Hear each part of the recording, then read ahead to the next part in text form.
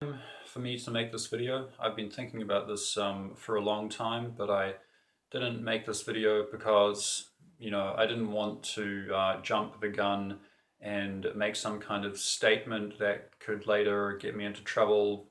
Um, yeah, but at this stage, I think it has almost been confirmed 100% by my own investigation, and now at this stage also I can feel it in my body because my qigong is is at the point now, and it's actually not that difficult. When you know what to do, what to focus on, what not to focus on, I should say, in the body. You can feel this without too much difficulty, provided you know how to keep yourself calm. You don't let this electrical energy come up too fast. You can keep it grounded, so then it's fine.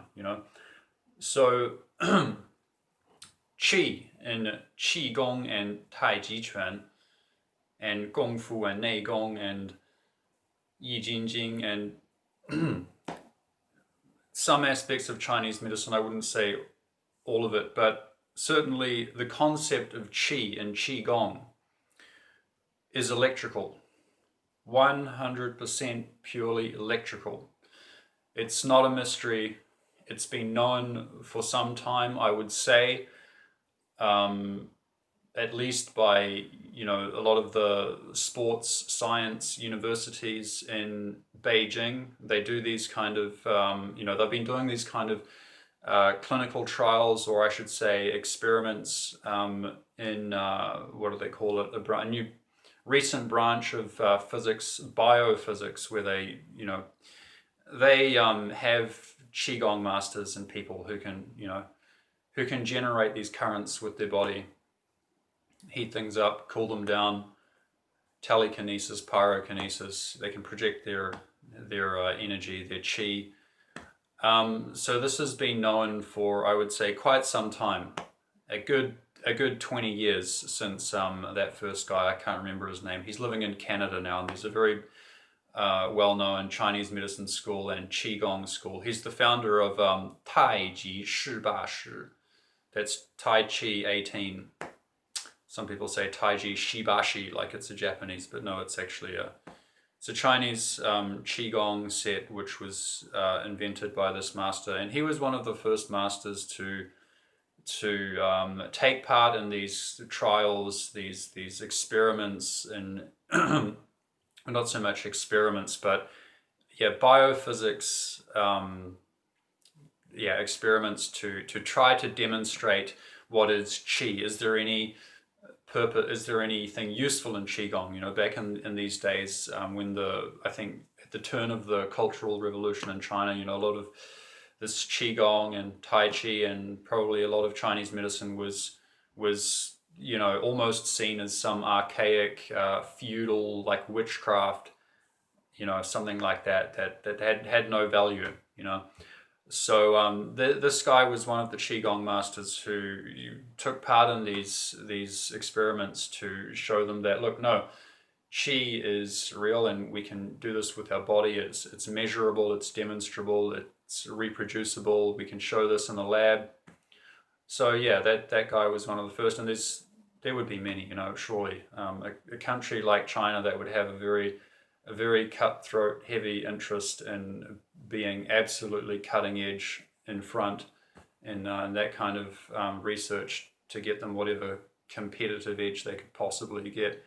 And surely, I think in Russia as well, you can see the Spetsnaz training, and people are also experimenting with this what do they call it, no touch combat, and doing all sorts of creating effects on their opponent without touching them, and this kind of thing. And so it's really the same, maybe a different facet of the same phenomenon, but it's exactly the same thing. So it's entirely electrical. Qi and Qigong is entirely 100% electrical. So here we have a magnet, and on the sort of yay far away, like emanating out of the magnet, you have the spiral which spirals around and comes around the back, and a spirals one way on that side and then the other way on that side, and then inside the spiral it spirals opposite, and inside that spiral it spirals opposite, and then it forms a torus around the magnet, and that's happening in the dielectric field around the magnet, and it's what you would call a coherent dielectric field. So there is a coherency there, and also you have a magnetic field as well. That's a conjugate. The dielectric and the magnetic is a conjugate field modality, meaning it's like yin and yang. Conjugate, meaning you can't have one without the other. Wherever there's yin, there's yang. Wherever there's yang, there's yin. Wherever there's north, there's south. Wherever there's south, there's north. So in Vedic, Sanskrit, knowledge, in yoga, they talk about these chakras. The chakra is just the portion of this field which is further away from the center, and it spirals into a point in the center, and that's usually what is talked about in Qigong and all of the Chinese systems. They don't really talk about these chakras or these wheels, which is just the outer part of the field. No, in Qigong, Neidan, Taoist systems, it's all about this Dan, which means like a pill, which all it is the very center of the field where these things are spiraling into. So a long time ago, when I was studying Chinese medicine, I met this Qigong guy, who had pretty strong Qi emitting ability, and I asked him, hey, Teddy, I think was his name. What's Qi? And then he said, I give you Qi. And then he put his palm around the back of my head, and then all of a sudden my whole cerebellum just fired up, and like, whoa, oh my God. And no, actually that's all that is you're inducing electrical charges into the nervous system. If you feel any tingling, it's your nerves. If you feel pain, it's your nerves. If you're imagining the Maitreya Buddha in your mind, it's your nervous system producing those images. Everything you feel, 100% in your body, is all because of nervous impulses in your central nervous system. So every time you do like this, or you imagine a ball of energy going down, and you feel this somatic experience going down your arm, it's all electrical. Having said that, it would be wise to note that this would be the more old school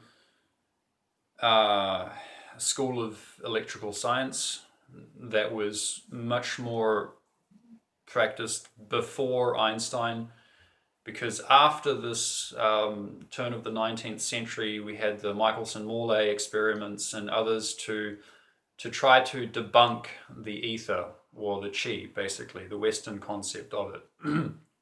Because they wanted to make a physics model that was consistent with mathematics, that could be quantized. So you can say, okay, you have this electron particle, you have this photon particle, you have this quasar, this neutron, this, that, and of course there are some fundamental particles like a neutron, a proton, these are real fundamental particles. Electrons, however, it's a whole nother thing. What it really is in an atom is you really have a cloud or a shell around there. It's not one electron in a specific place. In quantum physics they talk about this uncertainty principle, where you can never determine where this electron is. So really what it is, and according to Kenel, Wheeler, Eric Dollar, people who actually brought back this essential, very fundamental way of looking at the electrical science, which dates right back to the same natural philosophy that Nikola Tesla, James Clerk Maxwell, Isaac Newton, and later people like Charles Proteus Steinmetz they really perfected, and all of their work was based on it. All of their understanding of electricity and magnetism was based on that, much, much closer to reality. And then after, the Michelson-Morley experiment, which never disproved the ether. It did not debunk the ether. You need to look into Ken L. Wheeler's a very detailed explanation of that. He explains that very well. So, nobody ever disproved the ether. This is, we can say we are immersed in the ether, or the ether is immersed in us, or, whatever the way you want to look at it. The thing is, the electricity, what we call electricity or electrical, consists of at least two different fields, the dielectric and the magnetic. And so when you are, experiencing this tingling sensation in your body, really that would correspond with the dielectric, with pure potential. It's like when you get really good at the Dantian Gong, you will feel this electrical activity start happening in here, just exactly the same as if you would put a 9-volt battery on your tongue and you would feel a very strong tingling in there. It will start in there and then it will get bigger, and very, very intense actually. If you keep pushing it, keep training it, it will become so intense your whole body will be immersed in this very, very strong electrical tingling. And it's very powerful, and it can be very painful as well. A very painful phase of the Qigong. And yeah, you have to really know what you're doing if you're really gonna keep pushing it and take it to that level. It's like if you've ever been close to a very, very high voltage, very high energy charged capacitor. You will just know to stay away from that thing. You can literally feel how much energy is in that thing just by being near it. When your dantian really starts to charge up, you can really feel there is an enormous amount of energy in there, and you just feel like, whoa, okay, maybe I just need to calm this down a little bit. So yeah, I recommend that if you want to understand more about this, then you read Ken L. Wheeler's book, Missing Secrets of Magnetism. Recently he made a new little booklet called the Nature and Its Definitions, and that is a very helpful aid to his material because he really draws on the very old school electrical theory, and also a lot of the concepts which people perfected in the after the 19th century, the people who kept going with the more pure electrical theory, people like Oleg D. Jeffomenko. I recommend his books very much on that subject to get a deeper understanding. But Ken L. Wheeler has made this PDF called Nature and Its Definitions, and it explains very clearly a glossary of terms that you'll need to understand in order to delve into Ken L. Wheeler's Missing Secrets of Magnetism and understand what is going on in the body when you do Qigong and when you experience Qi. So thank you very much, and God bless. I think this is good that I made this video because, at least I can say that, I'm probably I'm one of the first people to talk about this, to say this anywhere on the internet. Thank you so much, and have a great day.